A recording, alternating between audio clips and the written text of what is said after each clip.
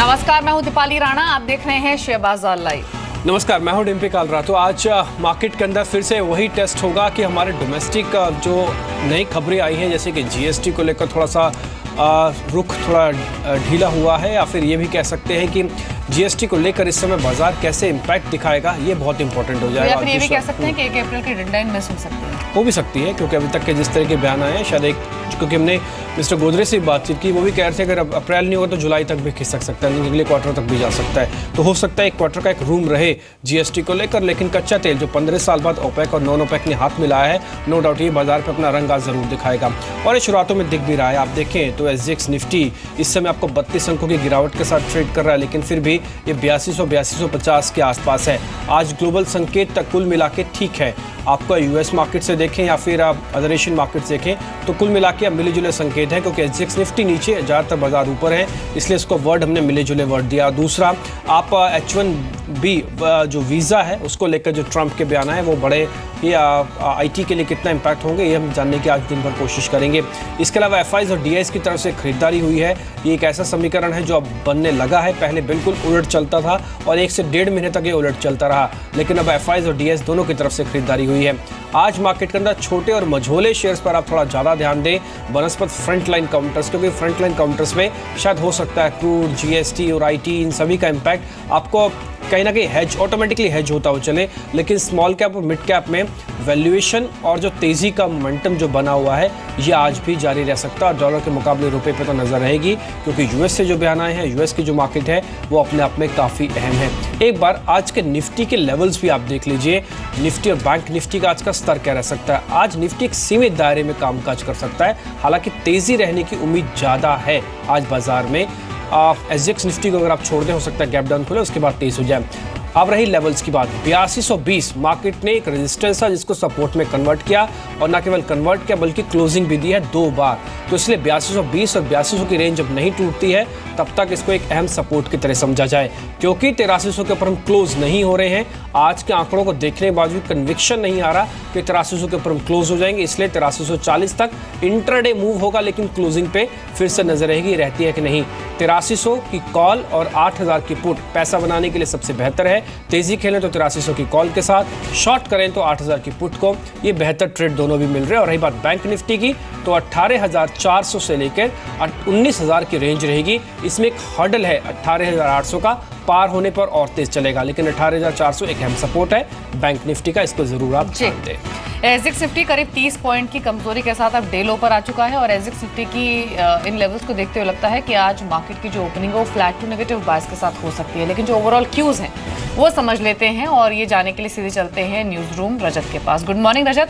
रजत, आज की ओपनिंग से पहले जो क्यूज हैं वो थोड़े से कंफ्यूजिंग है, या फिर कह सकते हैं कि मिक्स्ड हैं, डोमेस्टिक फ्रंट पर भी और इंटरनेशनल फ्रंट पर भी, क्योंकि यूएस मार्केट पर रिकॉर्ड लेवल्स पर ही क्लोज हुए, लेकिन अब ज्यादातर एशियन मार्केट्स मिक्स्ड हो गए हैं और एसजीएक्स निफ्टी भी नीचे ट्रेड कर रहा है। ओवरऑल पहले जो इक्विटी मार्केट से क्यूज मिल रहे हैं वो समझे, उसके बाद क्रूड पर भी बात करेंगे। बिल्कुल, इक्विटी मार्केट में आपने बात की और काफ़ी मिक्स क्यूज़ हैं। वो इसलिए भी क्योंकि कल से एफओएमसी की बैठक शुरू हो जाएगी और ये वर्ल्ड मार्केट्स इस पर डिपेंडेंट हैं। ब्याज दरें बढ़ने की प्रोबेबिलिटी अब है 95%, तो लगभग तय है कि इस बार ब्याज दरें बढ़ेंगी। क्वांटम क्या होगा इसको लेकर इस समय कन्फ्यूजन है, और साथ साथ आने वाले समय के लिए ट्रेजेक्ट्री क्या होगी, फेड क्या बयान देता है, बहुत मायने रखेगा, और इसका आउटकम 2 दिनों बाद आएगा, तो उसको फैक्टरिंग बाजार जरूर करेगा। इससे पहले बहुत बड़ी तेजी की ट्रेडर्स उम्मीद नहीं लगा रहे हैं। हो सकता है एक रेंज बाउंड सेशन आता हुआ नजर आया। शुरुआत ठीक थी एशियन मार्केट्स की, लेकिन ऊपरी स्तरों पर टिकने में मुश्किल हो गई।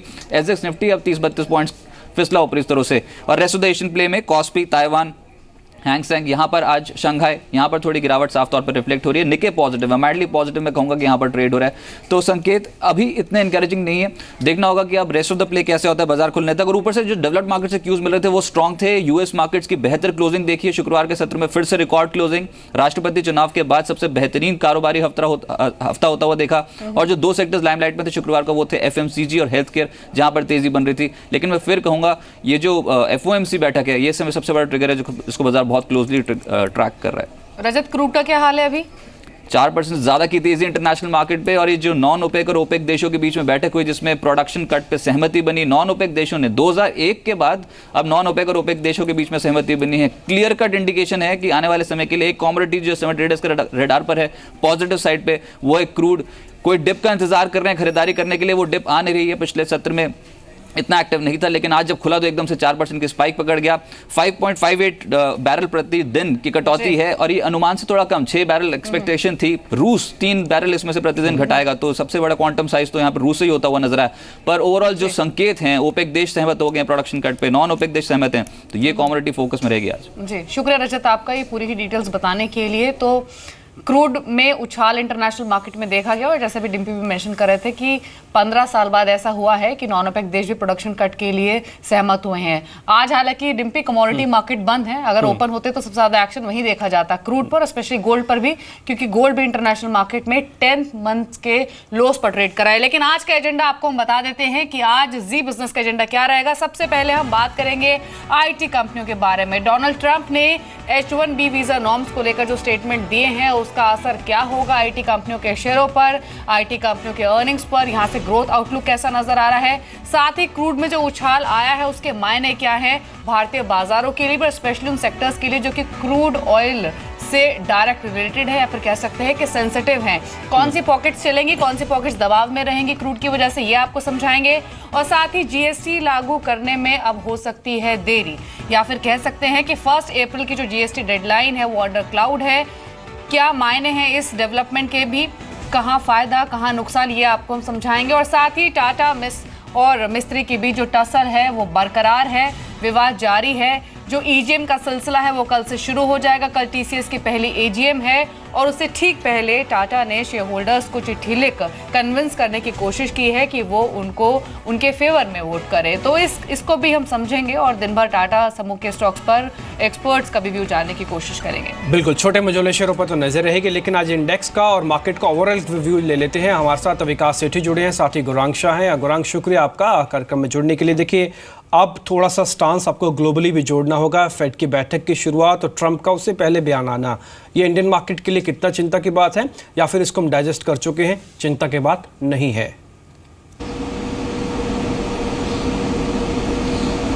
शुक्रिया डिम्पी, और सुप्रभात आपको। 6-8 महीनों से तो एक थोड़ी थोड़ी मात्रा में फेड ने जहर तो दे दिया है हमें कि हम रेट बढ़ाएंगे, और अगर आखिरकार वो रेट बढ़ाते भी है तो मेरे ख्याल से एक नीजक रिएक्शन होगा। बड़े तौर पर मैं नहीं मानता कि यहाँ पर आपको चिंता करने की वाली बात है। और जहाँ तक रहा सवाल बिकवाली का विदेशी संस्थागत निवेशकों की तरफ से, तो वो भी हम कुछ हद तक देख चुके हैं। तो ये मुझे नहीं लग रहा है कि ये बड़ा कारण होगा और ज़्यादा नीचे की तरफ की गिरावट आपको देखने रहेगा।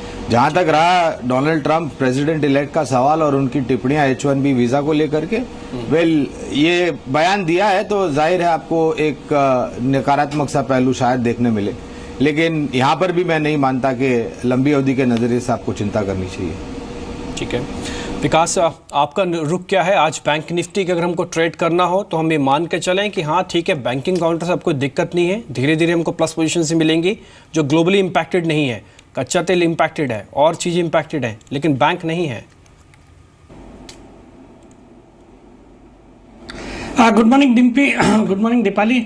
बिल्कुल, मुझे लगता है बैंकिंग में तो इसका जो स्टेटमेंट है उसका कोई असर डोनाल्ड ट्रंप के स्टेटमेंट का पड़ता नहीं है, और इंटरनेशनल क्यूज भी ठीक ठाक है। और बैंकिंग में पिछले सत्र में भी हमने देखा कि फैग एंड में अच्छी बाइंग हुई है, और मुझे लगता है ये जो आज SBI पे भी एक जो पॉजिटिव न्यूज़ है कि उन्होंने SBI लाइफ में एक हिस्सेदारी बेची है, वैल्यूएशंस भी आ गए हैं, तो that should be definitely positive for SBI। और SBI जब मजबूत रहेगा, और इवन ICICI बैंक भी मजबूती लग रहा है, तो मुझे लगता है bank Nifty would do well today. तो बैंक निफ्टी पे बिल्कुल फोकस रखना चाहिए। जी चलिए, डेरिवेटिव डेटा को फटाफट सब समझ लेते हैं कि पिछले सेशन में डेवलपमेंट्स क्या हुई हैं, ताकि एक सेंस मिल सके कि आज रेंज क्या हो सकती है इंडेक्स की, क्या क्यूज है पे। देखिए, डेरिवेटिव डाटा ये बात क्लियर कर रहा है कि मार्केट अभी शायद एक रेंज में रहेगा। जो ये बयान आ रहे हैं, मार्केट इसको गंभीरता से ले रहा है, गंभीरता से इस तर्ज पे ले रहा है कि अपने लेवल को ब्रेक नहीं कर रहा है, इसलिए इसने वर्ड हमने इस्तेमाल किया, गंभीरता से ले रहा है। देखिए, हर चीज़ को मार्केट थोड़ा समय देना चाहता है अब, क्योंकि जो झटका उसको नोटबंदी के बाद लगा था, अब वो किसी भी तरह से आपने नोटबंदी के बाद अब तक का इवेंट मार्केट का देखा होगा, एक दिन में हमने बड़ी बड़ी तेजी कम से कम मार्केट में नहीं देखी। जहां पे तेजी देखी वो अगले दिन थोड़ा फिजल आउट भी हो गई थी। तो इसलिए जो कन्विक्शन है वो मार्केट धीरे धीरे बनाने की कोशिश कर रहा है। 2-3 पॉजिटिव चीजें हुई हैं, जैसे कि FIs की खरीदारी अब लगातार हो रही है, ये मार्केट को भा रही है। दूसरा, बैंक निफ्टी में डीप कट्स नहीं लग रहे, ये मार्केट को भा रहा है। तीसरा, छोटे और मझोले शेयर चल रहे हैं, ये मार्केट को भा रहा है। ये 3 चीजें ऐसी है जो मार्केट के साथ चल रही हैं। अब डेरिवेटिव डाटा के हिसाब से देखिए, 8300 की कॉल और 8000 की पुट, इसके बारे में हम लगातार आपको सामने बात रखते रहे हैं। आप 8300 की कॉल देखिए, यहां पर क्लियर कट ये है कि खरीदारी तो है लेकिन थोड़ी सुस्त खरीदारी है, कन्विक्शन नहीं आ रहा है। कन्विक्शन इस वजह से भी नहीं आ रहा क्योंकि 8300 को हम टच करने के लिए जा रहे हैं लेकिन अब तक ना टच कर पाए ना इसके ऊपर क्लोज कर पाए। तो 8300 की कॉल बड़ी इंपॉर्टेंट है, कवरिंग ही अभी तक है, ताज़ा खरीदारी नहीं है। इसलिए मेरा मानना है कि कम से कम 8300 एक बार हमको क्लोजिंग बेसिस पे मिल जाए तब आपका कन्विक्शन ज़्यादा जोरदार होगा, तब आप शॉर्ट कवरिंग ज़्यादा अच्छी तरह से महसूस कर पाएंगे। अब आते हैं 8000 तोड़ेंगे या नहीं? बिल्कुल नहीं तोड़ेंगे क्योंकि सबसे ज़्यादा राइटिंग इसी कॉल पर हो रही है। ट्रेडर्स अब इतने कंफर्टेबल हो गए हैं कि उनको 2 नेगेटिव ट्रिगर भी आप दे देंगे तो 8000 की पुट को शायद वो ब्रेक करने के लिए मूड में होंगे क्योंकि यहां पे सबसे ज्यादा ओपन इंटरेस्ट है। इसलिए यही आपको मार्केट को बचा के रख रहा है क्योंकि 7 करोड़ से ज्यादा का बिल्डअप यहां पे खड़ा हुआ है शेयर्स का। तो 8000 की पुट और 8300 के पर क्लोजिंग, अभी तो डेरिवेटिव डाटा यही कह रहा है। हाँ, बैंक निफ्टी भी थोड़ा सा ध्यान रखना होगा, थोड़ी सी मजबूती यहां पे ज्यादा आ जाए तो निफ्टी हो सकता है आपको 8300 के ऊपर आ जाए। बैंक निफ्टी थोड़ा सा भी शॉर्ट कवरिंग कर रहा है, इसमें ताजा खरीदारी की आज जरूरत है। हो सकता है SBI लेड आज ताजा खरीदारी मार्केट के अंदर आ जाए। जी, तो एक रेंज में कामकाज हो सकता है आज के सेशन में, और अगर सेंटिमेंट्स पॉजिटिव रहे तो तेजी को भी गेन कर सकते हैं क्योंकि इंटरनेशनल मार्केट भले ही न्यूट्रल हो, जो DIs FIs की अप्रोच है या फिर जो सेंटिमेंट्स हैं वो अभी भी पॉजिटिव हैं आज के सेशन में। लेकिन खबरों वाले स्टॉक्स पर भी अब बातचीत कर लेते हैं, और आज के सेशन के लिए जो स्टॉक्स खबरों में हैं उनमें सबसे पहले टाटा मोटर्स पर बात करते हैं क्योंकि जो नवंबर मंथ के ग्लोबल होलसेल नंबर्स आए हैं उसमें जो बिक्री है वो 1% बढ़कर 91,832 यूनिट्स रही है। कमर्शियल व्हीकल बिक्री 7% गिरी है ग्लोबल होलसेल्स में, और जो पैसेंजर व्हीकल बिक्री है वो 5% बढ़ी है। लेकिन टाटा समूह पर बातचीत करने की वजह यह भी है कि जो टसल है वो ग्रुप के बीच बरकरार है। वॉरवर्ड्स के बाद अभी लेटर वॉर में तब्दील हो चुका है, और कल से शुरू होने वाली जो EGM है वो बहुत इंपॉर्टेंट होगी, स्पेशली डिम्पी। कल TCS की EGM के बाद ये क्लियर हो जाएगा कि बाकी EGMs में भी स्टांस शेयर होल्डर्स का क्या रह सकता है। हालांकि जो बड़े फॉरेन जो इन्वेस्टर्स हैं उनकी ओर से इस तरह के सोर्सेज बेस्ड ये खबर है, उनकी ओर से स्टेटमेंट्स आए हैं कि हालांकि मिस्त्री ने अपने टेन्योर के दौरान अच्छा कामकाज किया है लेकिन वो टाटा के अगेंस्ट फाइट नहीं करना चाहते हैं। तो या तो वो एब्सटेन कर सकते हैं या फिर टाटास के फेवर में भी वोट कर सकते हैं। इस तरह की अटकलें भी लगाई जा रही हैं। बिल्कुल, क्या रहेगा ध्यान इस पे, और क्या स्टांस लेते हैं क्योंकि पूरा मामला शेयरधारकों पे आके फंस गया है कि उनका स्टांस क्या होता है। क्योंकि सारस मिस्त्री कह रहे हैं जो टाटा सन्स कर रहे हैं वो गलत है, टाटा सन्स पूरी तैयारी करेंगे सारस मिस्त्री को किसी भी तरह की कोई भी पोजीशन ना दी जाए। गुरांग, आपकी रिकमेंडेशन, एक तो टाटा मोटर्स के नंबर और टाटा ग्रुप में जो टसल है इसमें आपका कोई फेवरेट काउंटर?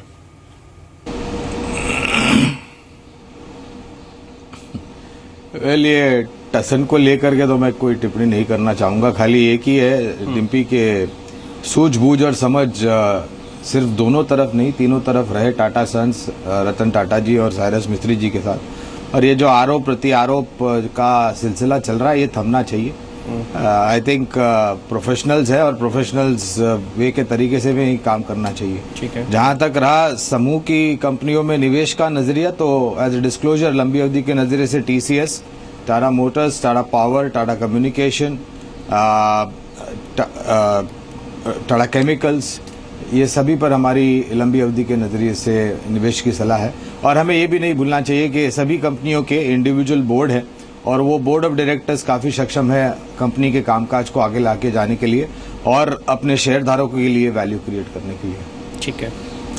विकास, एक MIC इलेक्ट्रॉनिक पे खबर आई है कि इनको LED स्ट्रीट लाइट्स के लिए एक ऑर्डर मिला है और ये ऑर्डर जो है 32 करोड़ का है। असल में MIC इसलिए भी ज़्यादा इम्पॉर्टेंट है क्योंकि ये रेलवे से भी काफ़ी ऑर्डर्स लेती है और इस बार रेलवे बजट के साथ क्लब होके होगा और एक महीना ऑलमोस्ट पहले है, तो 1 फरवरी के आसपास होगा बजट। ये आपकी रिकमेंडेशन क्या है MIC इलेक्ट्रॉनिक्स पर इस खबर के बाद? ये और चलेगा, बजट तक रखें इसको? अब बिल्कुल डिम्पी, इस स्टॉक को बहुत अच्छा एक ऑर्डर मिला है। कंपनी की जो साइज़ है उसके हिसाब से एक सब्सटेंशियल बड़ा ऑर्डर है और ये इसका एक पॉजिटिव इम्पैक्ट बिल्कुल देखा जाना चाहिए। फ्राइडे के सत्र में भी इस स्टॉक ने अच्छा परफॉर्म किया और मुझे लगता है आज भी बिल्कुल इसमें तेज़ी बनी रहेगी। और आपने ठीक बताया, ये रेलवेज़ के लिए भी काफ़ी काम करती है, तो चूंकि बजट इस बार प्रीपोन हुआ और रेलवे स्टॉक्स में बिल्कुल बजट के पहले रैली देखी जाती है, तो इस स्टॉक में भी बिल्कुल रैली बन सकती है। मुझे लगता है इसमें हम बजट तक 19-20 रुपए के लेवल्स देख सकते हैं इस स्टॉक में। जी, बजट तक 19 से 20 रुपए तक के लेवल्स MIC इलेक्ट्रॉनिक्स में देखे जा सकते हैं।